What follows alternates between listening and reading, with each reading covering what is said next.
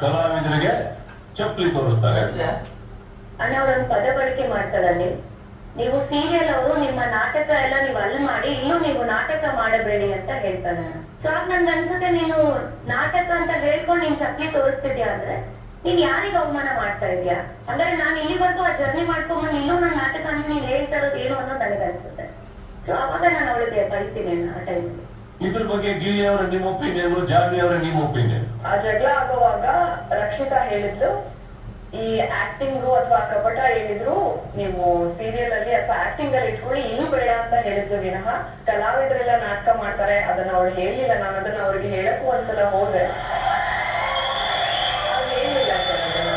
ಅವರಿಗೂ ಅವ್ರು ನೇರವಾಗಿ ಹೇಳಿದಾಗ ಧನುಷ್ ಇಲ್ಲ ಆಲ್ರೆಡಿ ನಾವ್ ಅದೆಲ್ಲ ಮಾತಾಡಿದೀವಿ ಅಂತ ಹೇಳಿದ್ರು. ಬಟ್ ಆದ್ರೆ ಅವ್ರು ತಿಳ್ಕೊಂಡಿದ್ದು ತಪ್ಪು ಸರ್ ಅಷ್ಟೇ. ಅಣ್ಣ ಇವರು ಚಪ್ಪಲಿ ತೋರಿಸಿದ್ದು, ಕಾಲ್ ತೋರಿಸಿದ್ದು ಬೇರೆ ರೀಸನ್ಗೆ, ಕಲಾವಿದ್ರು ಟಾಪಿಕ್ ಬಂದಿದ್ದು ಆಮೇಲೆ.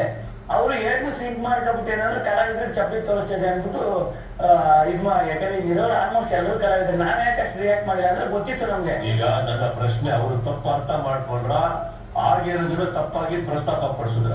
ಆಗಿರೋದನ್ನ ತಪ್ಪಾಗಿ ಪ್ರಸ್ತಾಪ ಮಾಡಿದ್ರು ಅಂತ ನನ್ನ ನಿಮ್ಮ ಪ್ರಕಾರ ಜಾನ್ವಿ ಅವರ? ಹೌದು ಸರ್, ಆಗಿರೋದನ್ನ ಅವರು ತಿರ್ಚಿ ಹೇಳ್ತಾ ಇದ್ರು. ಅಂದ್ರೆ ಅವರ ತಪ್ಪ ಅರ್ಥ ಮಾಡ್ಕೊಂಡು ಅದನ್ನ ಬೇರೆ ತರ ಕನ್ವೆ ಮಾಡೋದಕ್ಕೆ ನೋಡಿದ್ರು ಸರ್. ಹೌದಾ ಅಶ್ವಿನಿ ಅವರ? ಇಲ್ಲ ಅಣ್ಣ, ನೀವು ಸೀರಿಯಲ್ ಅವರು ನೀವು ನಾಟಕ ಮಾಡ್ತೀರಾ, ನೀವು ಇಲ್ಲೂ ನಾಟಕ ಮಾಡ್ಬೇಡಿ ಅಂದ್ರೆ ಕಲಾವಿದ್ರು ಅನ್ನೋದೇ ಬರುತ್ತೆ. ಸೊ ಅಶ್ವಿನಿ ಗೌಡ ಒಬ್ಬ ಕಲಾವಿದೆ. So she is trying to point out that I am an actress. So ನೀವು ನಾಟಕ ಮಾಡ್ಬೇಡಿ ಅಂದ್ರೆ ಒಬ್ಬ ಕಲಾವಿದರಿಗೆ ಅವಮಾನ ಮಾಡ್ತಿದ್ದಾಳೆ ಅನ್ನೋದು ನನ್ನ ಪರ್ಸ್ಪೆಕ್ಟಿವ್. ಕರೆಕ್ಟ್. BT ಏನಿದೆ ಪ್ಲೇ ಮಾಡಿ.